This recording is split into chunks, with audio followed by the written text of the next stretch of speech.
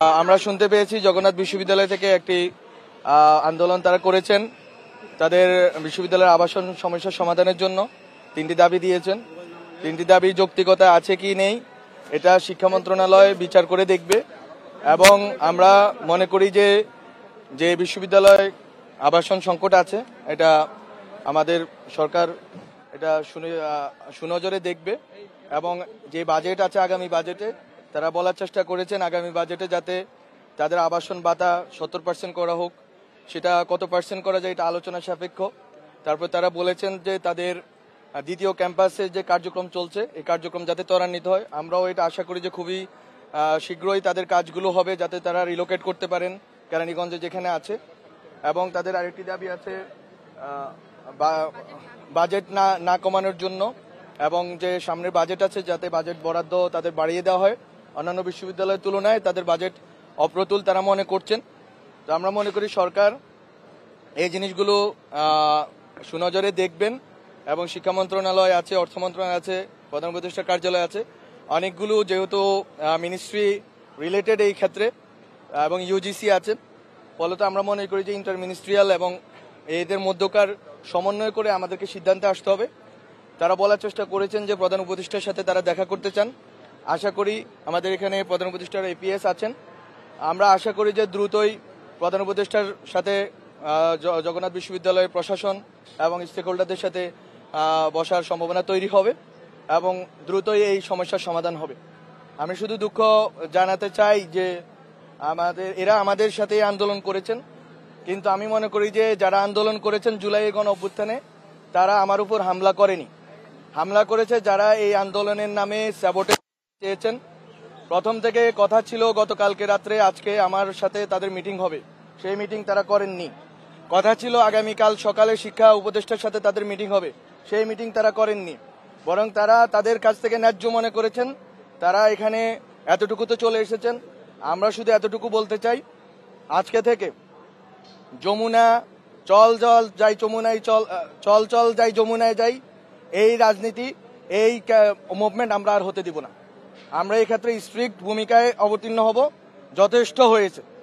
এবং যদি শিক্ষার্থীদের ভিতরে যারা এই কর্মকাণ্ড করেছেন তারা অনেক বড় ভুল করেছেন। তারা আমি মনে করি যে তাদের ভিতরে যারা স্যাবোটেজ করার অভিপ্রায় এখানে এসেছেন, শিক্ষার্থীদের উচিত তাদেরকে আলাদা করে রাখা এবং তাদেরকে চিহ্নিত করা, তাদেরকে শাস্তির আওতায় আনার ক্ষেত্রে সরকারকে প্রশাসনকে সহযোগিতা করা।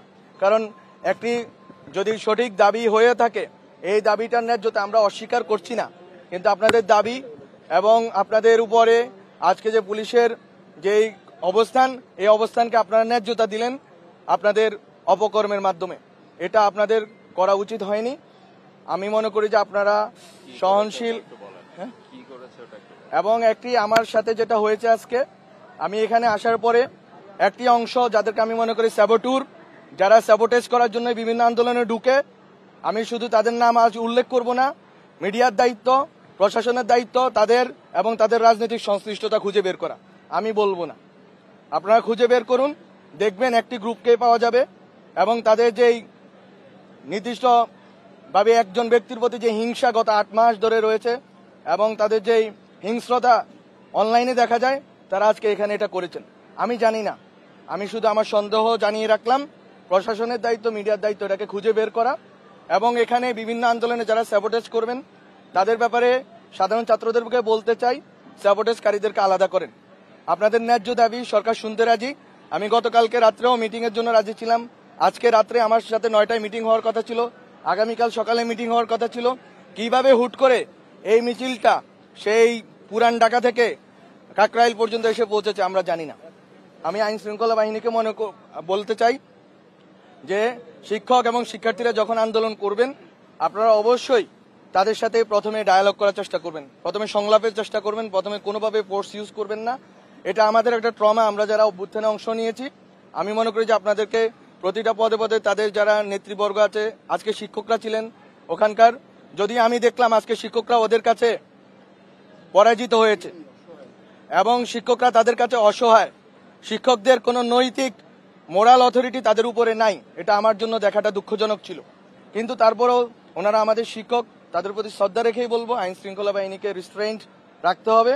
তাদেরকে কোনোভাবে যেভাবে আমি শুনেছি কয়েকজন শিক্ষকও এই ঘটনার কারণে আহত হয়েছেন, আমি দুঃখ প্রকাশ করছি শিক্ষকদের কাছে। শিক্ষার্থীদেরকে বলবো আন্দোলনের ক্ষেত্রে আপনারা আগে যে কোনো আন্দোলনের ক্ষেত্রে যে কোনো ন্যায্য আন্দোলনে সরকার শুনতে রাজি আছে, বসতে রাজি আছে, কথা বলতে রাজি আছে। আমি এখানে আপনারা মিডিয়ার লাইন দাঁড় করিয়েছেন, আমি কিন্তু 30 মিটার দূরে গিয়ে তাদের সামনে গিয়ে কথা বলতে চেয়েছি। তারা কিন্তু এটার মর্যাদা রক্ষা করতে পারেনি, সেটা তারা করতে পারেনি, তারা হয়তো বুঝতে পারবে আশা করি। কিন্তু আমার কথা হচ্ছে আমরা বসতে চাই, আমরা এই অ্যাটিটিউডটা দেখাইতে চাই যে এই সরকার সবার কথা শুনে এবং শুনে যেটা ন্যায্য মনে করে সেটা করার জন্য চেষ্টা করে, সর্বোচ্চ চেষ্টা করে। এবং আপনাদের যে কোনো আন্দোলন দাবি এক্ষেত্রে আইন শৃঙ্খলা বাহিনীকে রেস্ট্রেন্ট রাখতে হবে এবং যারা দাবি দেওয়া আদায়ের জন্য নামবেন তাদেরকে শুরুতেই শাহবাগে, কাকরাইলে, যমুনায় নেমে না পড়ে চেষ্টা করবেন যে অথরিটি আছে তাদের সাথে আগে কথা বলার জন্য। এই কথা বলার ডায়ালগের সংলাপের মাধ্যমে আমি মনে করি যে আপনাদের অনেক সমস্যার সমাধান হবে এবং অন্তর্বর্তীকালীন সরকার যেহেতু গণ অভ্যুত্থানের ন্যায্যতার ভিত্তিতে সরকার, জনগণের কথা শুনাই তার কাজ, অন্তর্বর্তীকালীন সরকার শুনবে। তো এই ছিল আমার পক্ষ থেকে, আপনাদের যদি কোনো প্রশ্ন থাকে নিব, বাট আমার পক্ষ থেকে কথা শেষ। জগন্নাথ বিশ্ববিদ্যালয়ের আবাসন সংকট সমাধানের জন্য আমরা ডক্টর মোহাম্মদ ইউনূস আজকে এই ব্যাপারে অবগত হয়েছেন, যেটা আমাদের জগন্নাথ বিশ্ববিদ্যালয়ের ভাইস চ্যান্সেলর মহোদয় বলেছেন এবং অন্যান্য শিক্ষা মন্ত্রণালয়ের যে রিলেভেন্ট মিনিস্ট্রিগুলো বলেছে তারাও অবগত আছেন। আশা করি খুব দ্রুতই তাদের সংকট দূরীভূত হবে, বিশেষ করে বাজেটের ক্ষেত্রে। আর যেটা তাদের আবাসনের ক্ষেত্রে যেটা সেকেন্ড ক্যাম্পাস করার যে চেষ্টা আছে, সেই চেষ্টাটা আমরা মনে করি যে ত্বরান্বিত করার জন্য আমরা কিভাবে ব্যবস্থা নিতে পারি, আমরা স্টেক হোল্ডারদের সাথে বসবো। তো এই হচ্ছে আমার দিক থেকে, ধন্যবাদ আপনাদেরকে।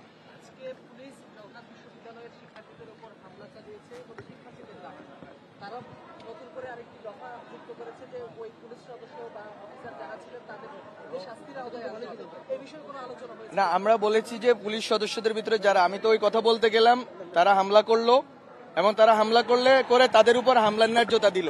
তারা যদি একজন সিটিং মিনিস্টারের উপর হামলা করতে পারে, তারা পুলিশের উপর কি করেছে এটা আমি বলতে চাই না। কিন্তু তারা যেহেতু এই কাজটা করেছে, তাদের প্রতিবাদের ধরন হইতে পারে, আমি জানি না। কিন্তু আমি তো বললাম নির্দিষ্ট একটি গোষ্ঠী আছে, আমি সন্দেহ করছি, মিডিয়া প্রশাসন খুঁজে দেখুক।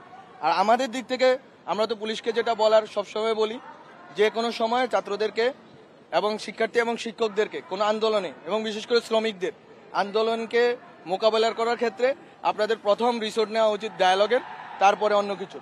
এবং এই ক্ষেত্রেও যদি কেউ উস্কানিমূলক কর্মকাণ্ড করে কিংবা স্ব উদ্যোগে বাড়াবাড়ি করে, আমরা পুলিশ প্রশাসনকে বলেছি তারা বিভাগীয় তদন্তের মাধ্যমে ব্যবস্থা নেবেন। এক কথা শিক্ষার্থীদের প্রতি আপনাদের একটা মেসেজ দিতে চাইবে, তারা তো বলেছে এখানে তারা অবস্থান করবেন, তাদের দৃশ্যমান অবস্থান তারা করতে পারবেন না। আমরা স্পষ্ট একটা রোডম্যাপ দিয়ে দিয়েছি।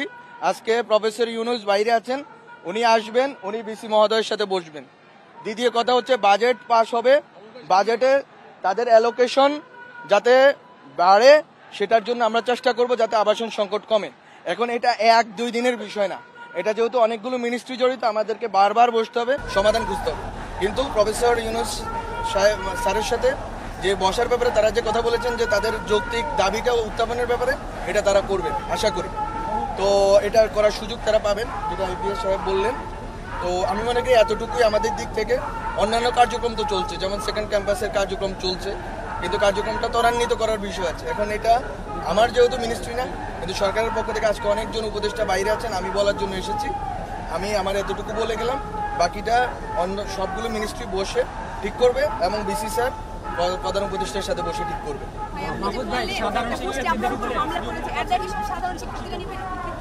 না, সাধারণ শিক্ষার্থী থেকে আমি বলবো তাদের থেকে দূরে থাকার জন্য। আপনি কি মনে করেন আপনার উপর হামলার মাধ্যমে সাধারণ শিক্ষার্থীদের উপর পুলিশি হামলা করা হয়েছে?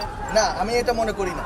আমি মনে করি যে এটা বরং পুলিশ আইন শৃঙ্খলা রক্ষার্থে যেই ভূমিকা রেখেছে, এই ভূমিকার ভিতরে যদি কোনো ব্যক্তি স্ব উদ্যোগে বাড়াবাড়ি অথবা উস্কানিমূলক করে কোনো কর্মকাণ্ড, এটা বিভাগে, এটা কোনোটার কাপ পারে না। তারা তাদের কাজটা করেছেন, এটা তাদের শিক্ষকদের সামনে তারা এই কাজ করে তাদের শিক্ষকদেরকে অপমানিত করেছেন, নিজেদেরকে অপমানিত করেছেন, নিজেদের বিশ্ববিদ্যালয়কে অপমানিত করেছেন। আর কি বলবো? সমাধান হচ্ছে কিনা, এবং এরা বলছে যতক্ষণ পর্যন্ত আপনারা এখানে সমাধান না দেবেন রাজপথ ছাড়বে না, সেগুলো সমাধান হচ্ছে কিনা, এদের প্রতি আপনাদের আমার বার্তা হচ্ছে সমাধান তো হবে। সমাধান দেওয়ার জন্য আমি রোড ম্যাপ দিলাম যে 2টা মিটিং, একটা হচ্ছে ইন্টার মিনিস্ট্রিয়াল মিটিং হবে বিশ্ববিদ্যালয় প্রশাসনের সাথে রিলেভেন্ট মিনিস্ট্রিগুলোর, আরেকটা হচ্ছে প্রধান উপদেষ্টার সাথে মিটিং হবে। এই রিলেভেন্ট মিনিস্ট্রি এবং ইউজিসি মাহফুজ যেহেতু ভাই, আমি একটু আপনাকে মনে হ্যাঁ, করিয়ে দিতে এটা হইলে আমি মনে করি যে একটা এই রোড ম্যাপ অনুযায়ী চললে আশা করি একটা সমাধান হয়ে যাবে। মাহফুজ ভাই, সাবেক উপদেষ্টা নাহিদ আলম, না। নাহিদ ইসলাম এরকম একটা আশ্বাস দিয়েছিলেন না না, মাহফুজ তারা ভাই। যদি রাজপথ না ছাড়ে আমি মনে করি যে এটা তাদের জন্য এক ধরনের অবিনশ্বকারিতা হবে। আমাদের উচিত হচ্ছে যে আন্দোলন দাবিটা তো আমাদের কানে পৌঁছানো উচিত ছিল। আমরা তো এটা বললাম, আমরা কগনিজেন্সে নিলাম এবং প্রধান উপদেষ্টা এই বিষয়ে অবগত আছেন। এই বিষয়টা দ্রুত সলভ হবে। আপনি তো বললেন যদি আজকে দাবি আদায় করে দেন, বাজেট তো পাস হবে জুলাই মাসে, আমি কি আজকে তার বাজেট বাড়িয়ে দেবো? পারবো না তো। মাহফুজ ভাই, এরকম অনেকগুলো সংকটে তো আমি আজকে পারবো না, রাজপথে দাঁড়িয়ে পারবো না, আমাকে এটা থ্রু প্রসেস যেতে হবে। মাহফুজ ভাই, সাবেক আহ্বানটা হচ্ছে তারা যেন শান্তিতে তাদের ক্যাম্পাসে ফেরত যান। সাবেক উপদেষ্টা নাহিদ ইসলাম আমি আরেকটা এই কোশ্চেনটা উত্তর নিয়ে নিই। আমার আহ্বান হচ্ছে তারা যেন শান্তিতে ফিরে যান এবং তারা যেন ফিরে গিয়ে তাদের যে শিক্ষাগত কার্যক্রম আমাদের টিচাররা আছেন তারা যেন তাদেরকে নিয়ে যান ক্যাম্পাসে, এবং তাদের এই দাবি দেওয়া যদি আদায় না হয় তারা আবারও বলতে পারে। কিন্তু আজকের জন্য তাদেরকে এটা আমরা বলতে চাই যে আমরা এটা কগনিজেন্সে নিয়েছি এবং আমরা এটা খুব দ্রুতই আমরা এটা সমাধানের জন্য চেষ্টা করব।